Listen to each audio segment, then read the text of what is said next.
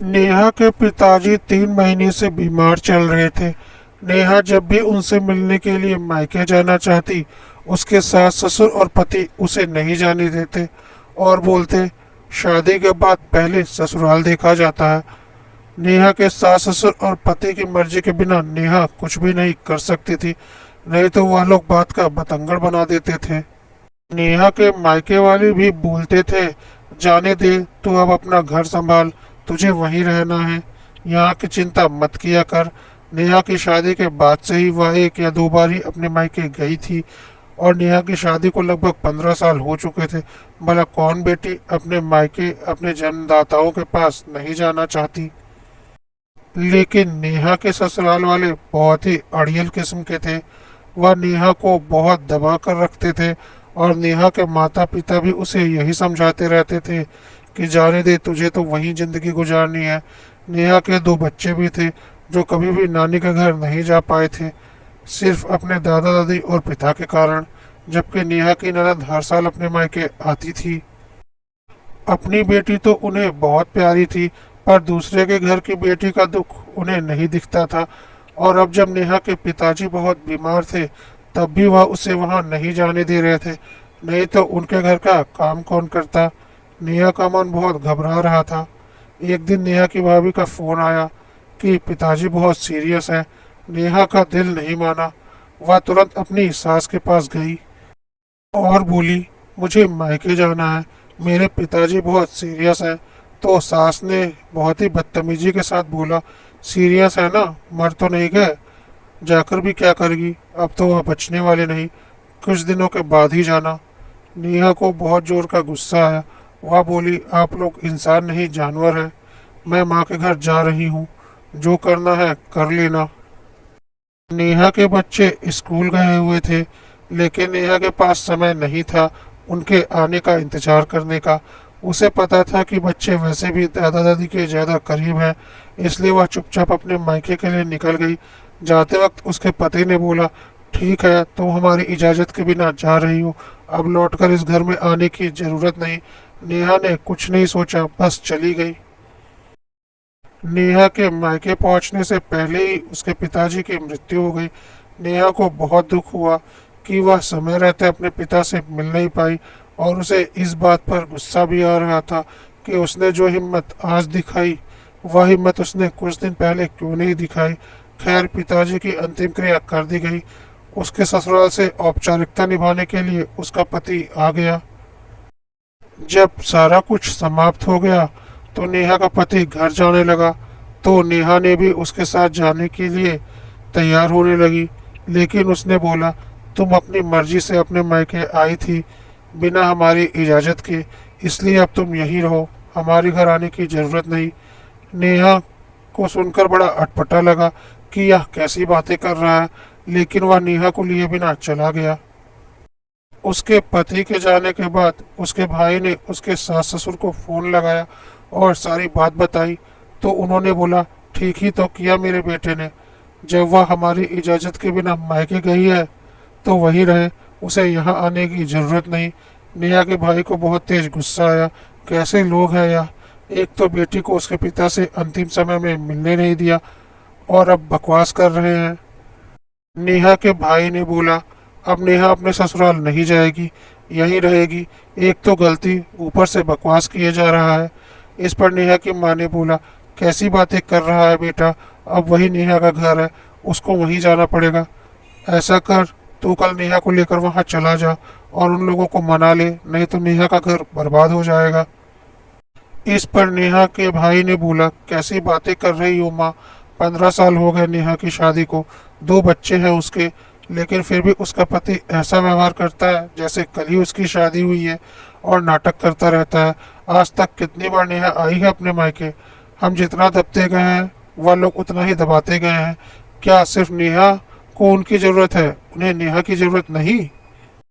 नेहा की भाभी, जो कि नेहा को बहुत मानती थी, क्योंकि जब वह इस घर में आई थी तो नेहा छोटी थी और दोनों ननंद भाभी का आपस में बहुत प्यार था, वह भी अपनी सास से बोली, नहीं माँ जी, नेहा के भैया बिल्कुल ठीक कह रहे हैं, 15 साल हो चुके हैं नेहा दीदी की शादी को, आज तक उन लोगों का नाटक कम नहीं हुआ। दो बड़े बच्चे हैं इनके, फिर भी ऐसा लगता है जैसे कल के नए दामाद हों। शादी के 15 सालों के बाद कितने बार आई है नेहा दीदी अपनी माँ के घर। उनके बच्चों ने तो कभी नानी का घर देखा भी नहीं। इतने बेकार लोग हैं। हम लोगों ने उनकी इतनी हेकड़ी बर्दाश्त की है, तो वह और भी ज़्यादा हेकड़ी दिखा रहे हैं। अब और नहीं, अब हम उन्हें उन्हीं की भाषा में जवाब देंगे। आप यह मत सोचिएगा कि मैं नेहा दीदी का घर बर्बाद कर रही हूँ, पर यह जरूरी है। नेहा को समझ में नहीं आ रहा था कि वह क्या बोले, क्योंकि उसके भाई भाभी भी अपनी जगह पर सही थे। सारी गलती उसके पति और ससुराल वालों की होने के बाद भी उन्हें ही गुनहगार ठहराया जा रहा था।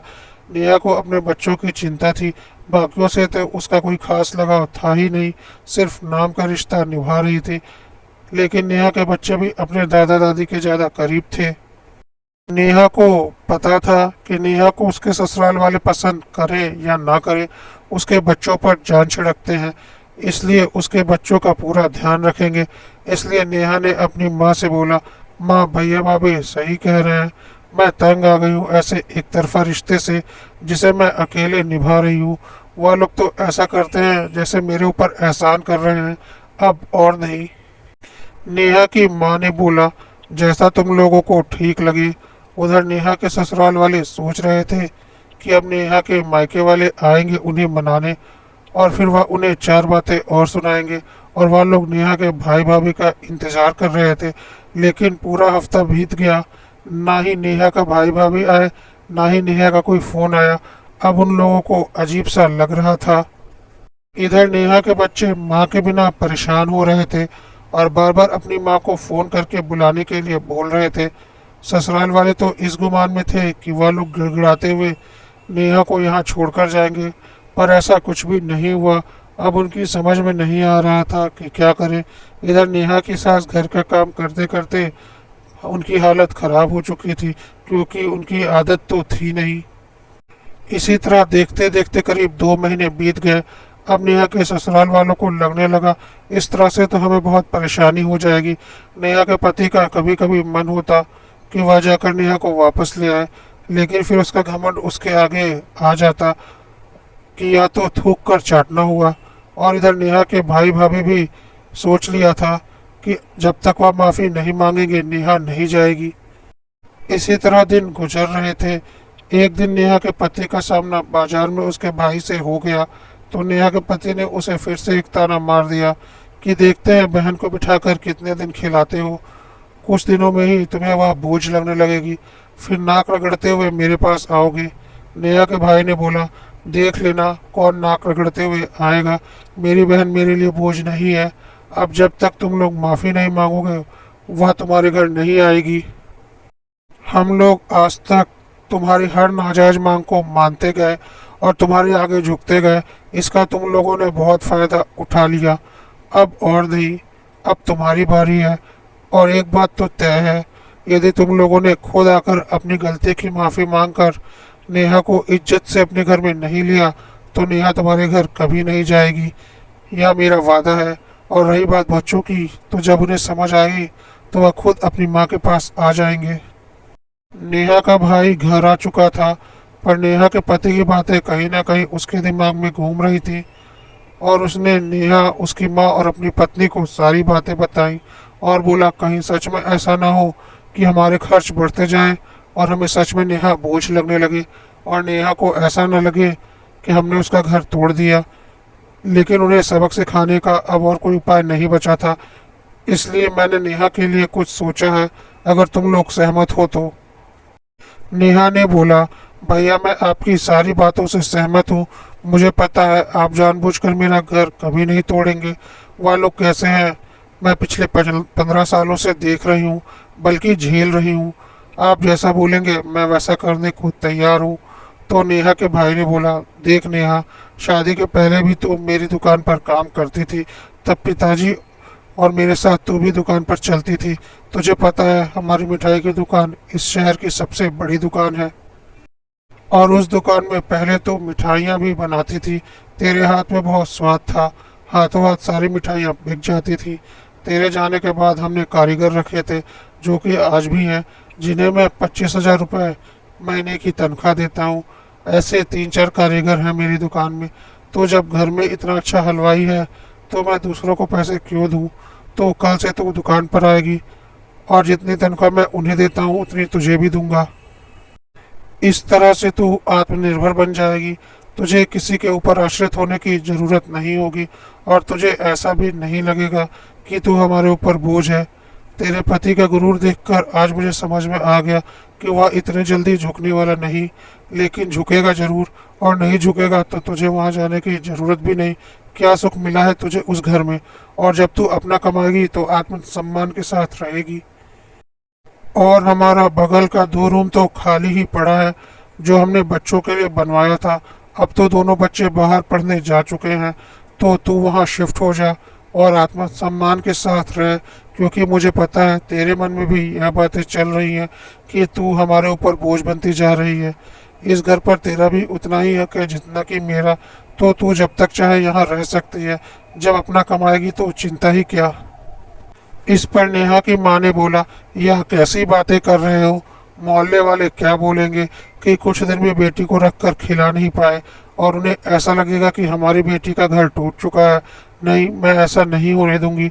लेकिन नेहा ने बोला, नहीं माँ, भैया बिल्कुल ठीक कह रहे हैं।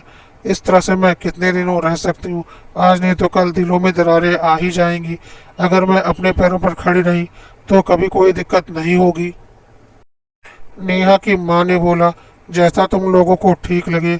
नेहा अगले दिन से दुकान पर काम करने के लिए जाने लगी और बगल वाले कमरों में शिफ्ट हो गई। हाँ, पड़ोस के लोगों ने बातें जरूर बनाई, पर नेहा और उसके परिवार को इससे कोई फर्क नहीं पड़ा। लोगों का तो काम ही होता है भूलना। यह सोचकर उन्होंने ध्यान ही नहीं दिया, क्योंकि उन्होंने तय कर लिया था अब नेहा के ससुराल वालों को सबक सिखा कर रहेंगे। अब नेहा को अपना ससुराल छोड़कर लगभग 6 महीना हो चुके थे। नेहा को अपने बच्चों की याद आती थी। बच्चे भी माँ को बहुत याद करते थे, पर नेहा ने अपना दिल कड़ा कर लिया था और सोचा था अब जब तक मेरा आत्मसम्मान मुझे नहीं मिलेगा मैं उस घर में नहीं जाऊंगी। बच्चों को तो मैं मिलने पर समझा दूंगी, वह अपनी माँ को जरूर समझेंगे। उधर नेहा के ससुराल वाले हैरान थे। उन्होंने सोचा भी नहीं था कि ऐसा कुछ होगा। धीरे धीरे और वक्त बीत गया। करीब 1.5 साल से नेहा अपने मायके में ही थी और आत्मसम्मान के साथ रह रही थी। सब कुछ अच्छा चल रहा था।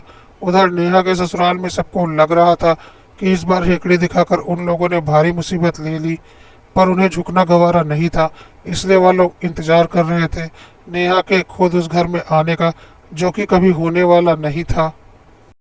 इस बीच नेहा की सास आंगन में फिसल कर गिर गई और बेड पर पड़ गई। उसकी कमर में बहुत चोट आई थी और डॉक्टर ने उसे बेड से उठने के लिए मना कर दिया था। अब वह उठने के लायक भी नहीं रही थी। अब तो नेहा के ससुराल वालों पर बहुत बड़ी मुसीबत आ गई। अब उन्हें समझ में नहीं आ रहा था कि क्या करें। उन्होंने कुछ दिनों के लिए नर्स और कामवाली को घर में रखा, लेकिन यह सब कुछ ज़्यादा दिनों तक नहीं चला। उसके बाद नेहा की सास ने अपनी बेटी को कुछ दिनों के लिए बुलाना चाहा, लेकिन उसने साफ बहाना बना दिया।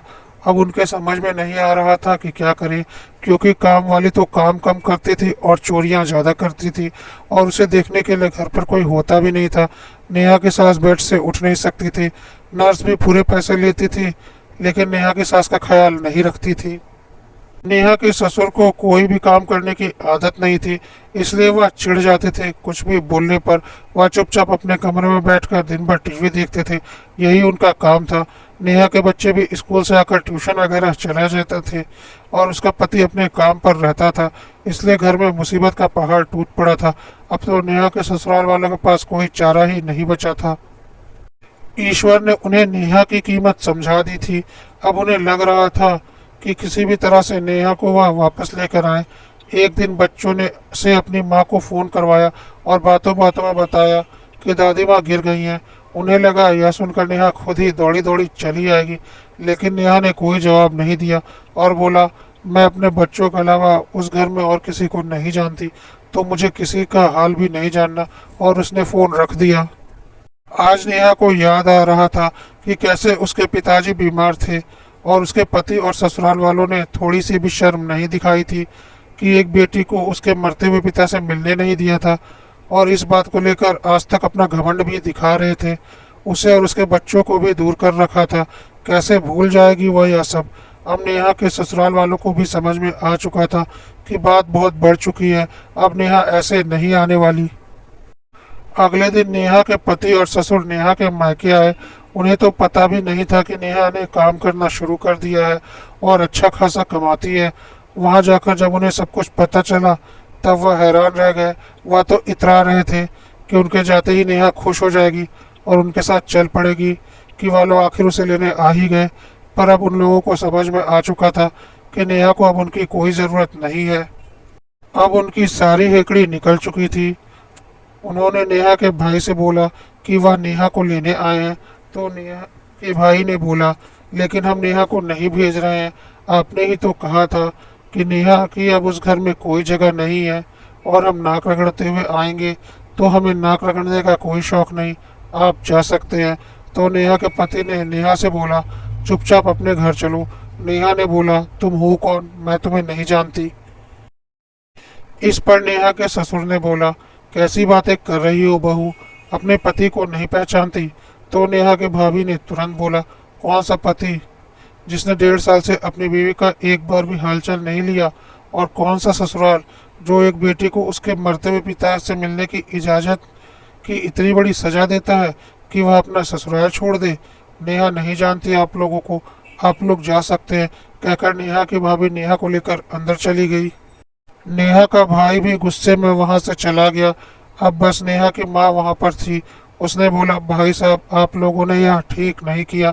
मेरी बेटी को उसके बच्चों से 1.5 साल तक दूर रखा और अब आप उसे लेने आए हैं। हमें बहुत अच्छे से पता है आप उसे क्यों लेने आए हैं, क्योंकि आज आपको उसकी ज़रूरत आन पड़ी है। आपकी पत्नी बिस्तर पर पड़ी है और उनकी सेवा के लिए घर में एक नौकरानी चाहिए। आप हमें नहीं बताएंगे तो क्या हमें पता नहीं चलेगा? नेहा आप लोगों के साथ बिल्कुल नहीं जाएगी। आप लोगों ने नेहा के साथ अच्छा नहीं किया। 15 साल तक उसकी ज़िंदगी तबाह करके रखी। आज मैं जब अपने बच्चों को खुश देखती हूँ तो मुझे बहुत अच्छा लगता है। आप लोग जा सकते हैं। अब नेहा के ससुर और पति को समझ में आ चुका था कि मामला बहुत बिगड़ चुका है। उन्हें कोई रास्ता समझ में नहीं आ रहा था। उन्होंने बोला, हम आपकी सारी शर्त मानते हैं, हम माफ़ी मांगने को तैयार हैं। उन लोगों ने नेहा, उसके भाई भाभी और माँ से हाथ जोड़कर माफ़ी मांगी और बोला, अब तो अपने घर चलो, हम अपनी गलती मानते हैं। इस पर नेहा ने बोला, नहीं, अभी तुम्हारी माँ ने अपनी गलती नहीं मानी। पहले उन्हें फ़ोन लगाओ और उनसे बोलो मुझे और मेरे परिवार से माफ़ी मांगे, उसके बाद मैं सोचूंगी मुझे आना है या नहीं। पति के पास कोई चारा नहीं था। उसने अपनी माँ को फ़ोन लगाकर सारी बातें बताई। नेहा की सास ने समझ लिया कि अब माफ़ी मांगने के अलावा उसके पास कोई चारा नहीं, और उन्होंने भी नेहा और उसके परिवार से माफ़ी मांगी।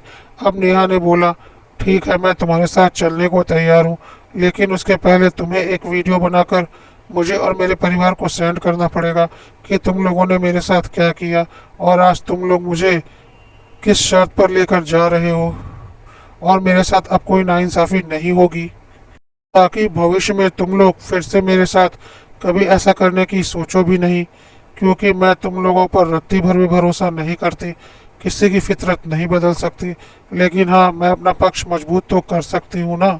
इसलिए पहले वीडियो बनाओ और मेरे भैया भाभी माँ और मुझे सेंड करो। नेहा के ससुराल वालों के पास कोई चारा नहीं था। उन्होंने अपनी गलती मानते हुए वीडियो बनाई और सेंड किया। अब नेहा अपने पति के साथ जाने को तैयार थी।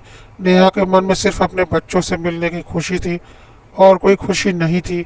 और नेहा के भाई ने जाते जाते नेहा से बोला, कोई भी ज़रूरत आन पड़े तो तुरंत अपने भाई भाभी और माँ को याद करना और बिना सोचे हमारे पास आ जाना। हर कदम पर हम तुम्हारे साथ हैं। नेहा ने बोला, हाँ मुझे पता है, लेकिन यह भी पता है कि अब सबको उनकी औकात पता चल चुकी है, तो ऐसा कुछ नहीं होगा।